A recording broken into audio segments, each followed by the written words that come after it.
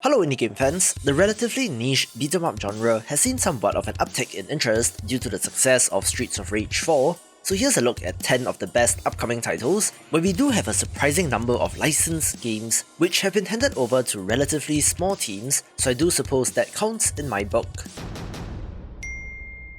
Let's begin with Madness Project Nexus, a title that skirts the line just a little, since it's a self-described 3D run-and-gun / beat-em-up, but the lineage is clear in this title, filled with all sorts of monsters and enemies, and with great action. Yes, everything is a little bit generic, from gun-wielding soldiers in tactical gear to sword-wielding ninja assassins, but it just makes the unnatural-looking bosses stand out even more. Adding a twin-stick shooter element into a brawler is a change of pace, perhaps not super in line with this genre, but it does look great, so it gets a spot. Dicey Crime, a failed lab experiment whose mission is to clear the streets of underworld crime. I happened to stumble upon Dicey Crime Traveler of Time while doing my research for this video, where it does look like a decent, smaller game. The time travelling hook and hand-drawn art is great, although I'm not quite sure what your protagonist is supposed to be, looking like some sort of biscuit crossed with SpongeBob, but it does look neat nonetheless. Dicey Crime, a new beat-em-up that is timeless. Dicey Crime, can you save the world from Dr. Leschio's evil schemes in time?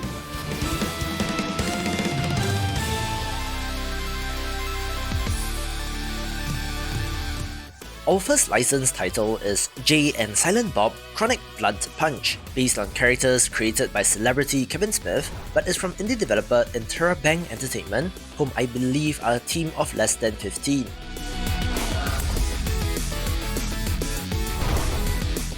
However, even if you do not know anything about these characters, I do think that the hand-drawn, cartoony art is fantastic with some impressive animations as well, which makes this of interest. If you're hungry for more, there is the 8-bit title, Jay and Silent Bob Mall Brawl from 2020, which sure looks like River City Ransom, so perhaps give that a go while waiting for the sequel. In a polluted world, where animals replaced mankind, where a dome protects the rich and the poor struggle to survive, lives a detective. My magnifying glass. Out of the ordinary. One of the reasons why I love indie developers is that they just have the guts to try some of the weirdest ideas and mixing of genres, case in point being Brock the Investigator, a game that's one part point-and-click adventure game and one part beat-em-up.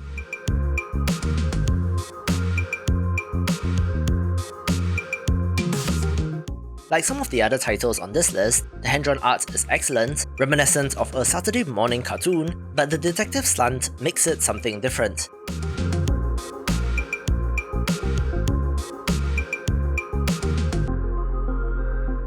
There are even RPG and leveling mechanics in this game, multiple endings and full voice acting, which is impressive, making it one to watch.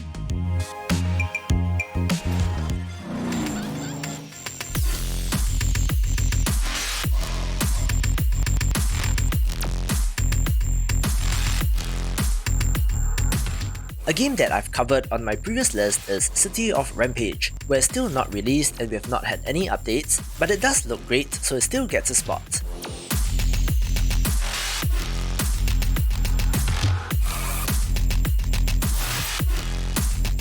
The developers describe this as Streets of Rage meets Comix Zone, certainly having somewhat of a similar look to Streets of Rage 4.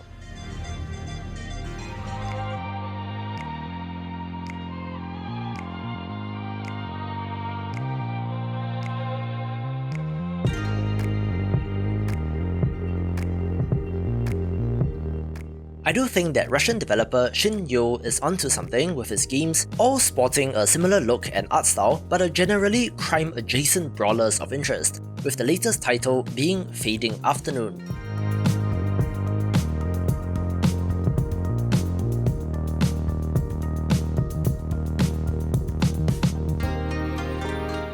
You play as a middle-aged man who is part of the Yakuza, recently released from prison, and now has to find his way in the new world, whether it be going back to old habits or to forge a new path.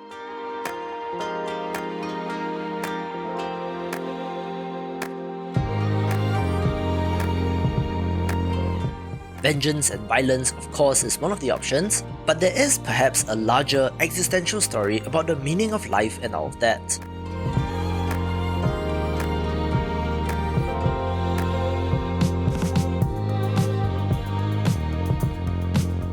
I'm a big fan of the pixel art, which looks amazing and taken to the next level with transparency and camera changes, making me pretty interested in this.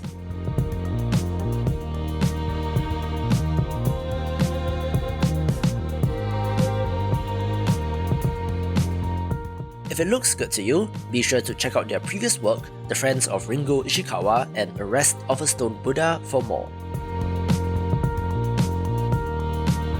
The year is 50 BC. Gaul is entirely occupied by the Romans. Well, not entirely. One small village of indomitable Gauls still holds out against the invaders. And life is not easy for the Roman legionaries who garrison the fortified camps of Totorum, Aquarium, Laudanum, and Compendium. Our story begins in the forest, not far from the small village we know so well. Let's take advantage of this lovely day to go hunt some boars, Obelix. Oh, yes. Goody, goody, goody. Dogmatix is up for a walk too. Dogmatix.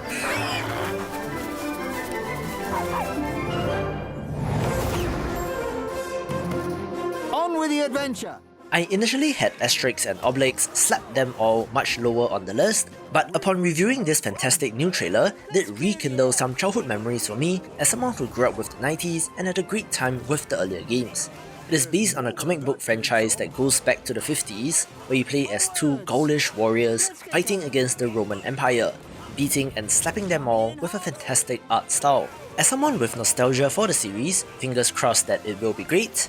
And if you do love these characters as well, slap that like button to show your support.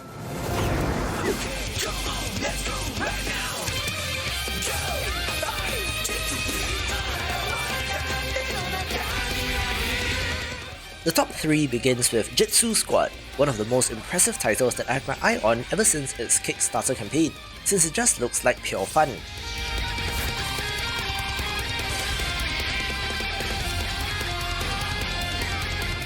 The developers used all caps to say that it has insane fast-paced action and colourful 2D graphics, and I have to agree, and support for up to 4 players means fun with friends.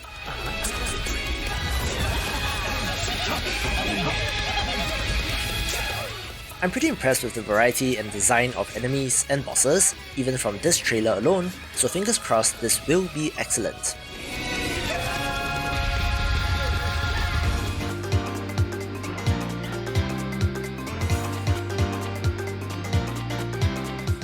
Talking about my childhood, a title that I immediately fell in love with when it was announced is Teenage Mutant Ninja Turtles Shredder's Revenge, a pixel art beat-em-up title starring everybody's favourite pizza-eating reptiles. Again, it's a storied franchise but is being made by Tribute Games, a team of less than 15, makers of Flinthook and Panzer Paladin, which are some underappreciated titles. Amazing pixel art, combo attacks, support for 4-player co-op, and playable characters that go beyond just the turtles, case in point being April O'Neil shown off here, means that this has all the features to be excellent, and for how great it looks, it gets a spot.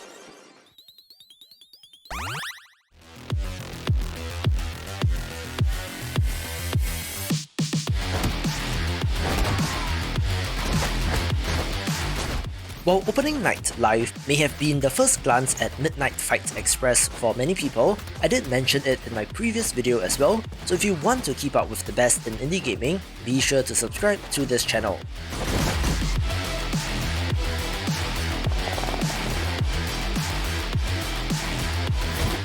Like Madness Project covered at the start of this video, it's not a side-scroller but rather in 3D, but the insane action and freeform movement simply looks excellent.